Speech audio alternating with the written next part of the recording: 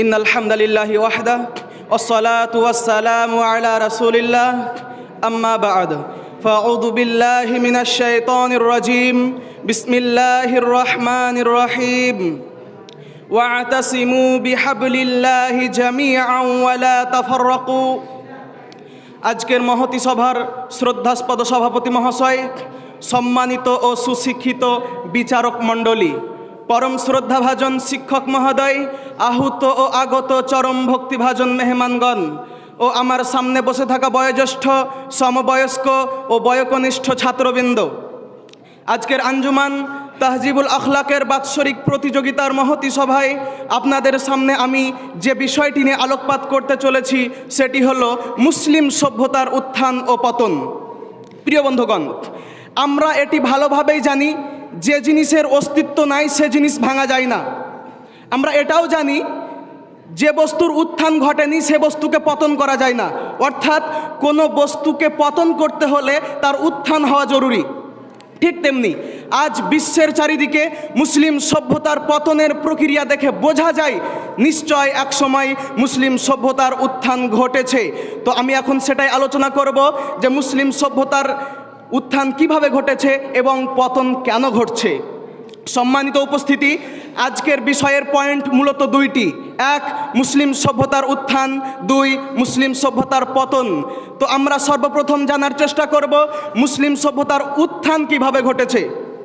এখন যদি আমরা মুসলিম উম্মার ইতিহাস পর্যালোচনা করি তাহলে আশা করা যায় বিষয়টি পরিষ্কার হয়ে যাবে, কেননা মুসলিম উম্মার রয়েছে দীর্ঘ ইতিহাস ও ঐতিহ্য। জাতি হিসাবে হজরত ইব্রাহিম আলাইহিস সালাম ইনি প্রথমে মুসলমানদেরকে জগতে প্রতিষ্ঠিত করেন এবং সেই উত্তম ও আদর্শবাহী জাতিটি কাল পরিক্রমায় বিভিন্ন নবী রাসূলদের মাধ্যমে সামনের দিকে এগোতে থাকে।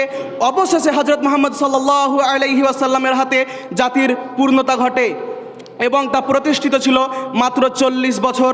তারপর থেকেই পতনের প্রক্রিয়া শুরু হয়। তাহলে বোঝা গেল মুসলিম সভ্যতার উত্থান ঘটেছে।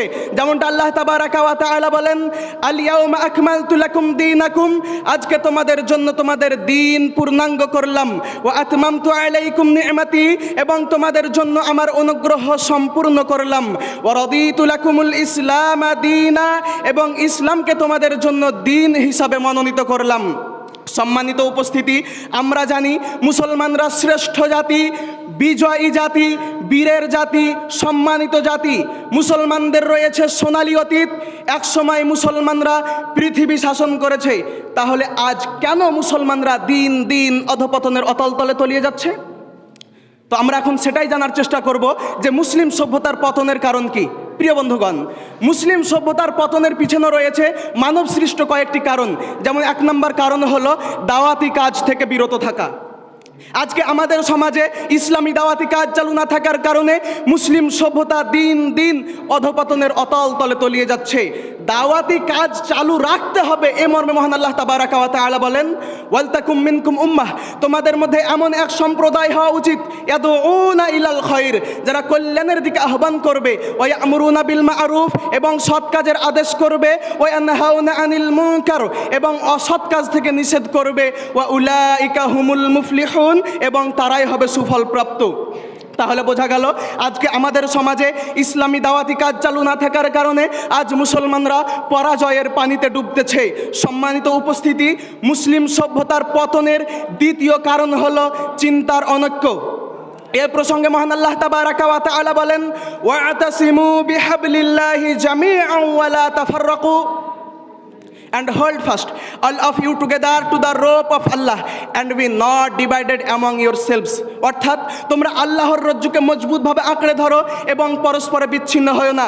কিন্তু মুসলমানরা আজকে আল্লাহর এই নির্দেশকে উপেক্ষা করে আপোষে ঝগড়া বিবাদ আর দলাদলিতে মেতে রয়েছে। মুসলমানদের এই অবস্থা দেখে কবি নজরুল বলেছেন, বিশ্ব যখন এগিয়ে চলেছে আমরা তখনও বসে বিবি তালাকের ফতুয়া খুঁজেছি ফেকা ও হাদিস চষে, হানাফি শাফেঈ মালিকি হাম্বলির তখনও মেটেনি গোল, এমন সময় আজরাইল এসে হাঁকিল তলপিতল, বাহিরের দিকে যত মরিয়াছি ভিতরের দিকে তত, গুনতিতে মোরা বাড়িয়া চলেছি গরু ছাগলের মতো।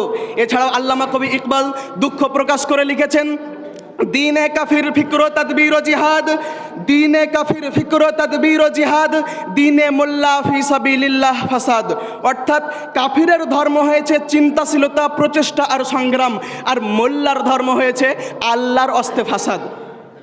কবি এখানে সঠিক চিত্রই তুলে ধরেছেন, কেননা দুনিয়ার সকল জাতি যখন ধাপে ধাপে উন্নতির দিকে এগিয়ে যাচ্ছে, তখন এই মুসলমান জাতি কেবল আপোষে ঝগড়া বিবাদ আর দলাদলি করে অত্যাধিক সাহসিকতার সহিত বীর বিক্রমে পিছনের দিকে পিছিয়ে যাইতেছে।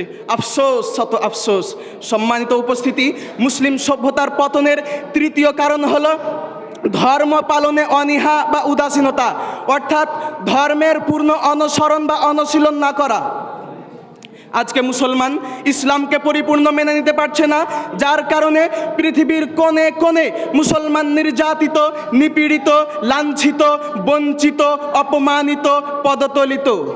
আজকে মুসলমান যদি দিনের সকল বিধানগুলিকে মেনে চলতো, তাহলে তাদেরকে এত অপমানজনক দুরবস্থার মধ্যে পড়তে হতো না। যেমনটা আল্লাহ তাবারাকা ওয়া তাআলা বলেন, ওয়ালা তাহিনু ওয়ালা তাহজানু ওয়া আনতুমুল আ'লাউনা ইন কুনতুম মুমিনিন। তোমরা নিরাশ হয়ো না ও বিষণ্ণ হয়ো না, তোমরাই হবে বিজয়ী যদি তোমরা মুমিন হও। এছাড়া বিশ্বনবী বলেছেন, তারাকতু ফিকুম আমরাইন লাউ তাদিল্লু মা তামাসসাকতুম বিহিমা কিতাবাল্লাহি ওয়া সুন্নাতা রাসূলি। অর্থাৎ আমি তোমাদের মধ্যে দুইটি জিনিস রেখে গেলাম, এই দুইটি জিনিসকে তোমরা যতদিন আঁকড়ে ধরে থাকবে ততদিন তোমরা পথভ্রষ্ট হবে না। একটি হলো আল্লাহর কিতাব মানে কুরআন মাজিদ, দুই নাম্বার হলো রাসূল সাল্লাল্লাহু আলাইহি ওয়াসাল্লামের সুন্নাত।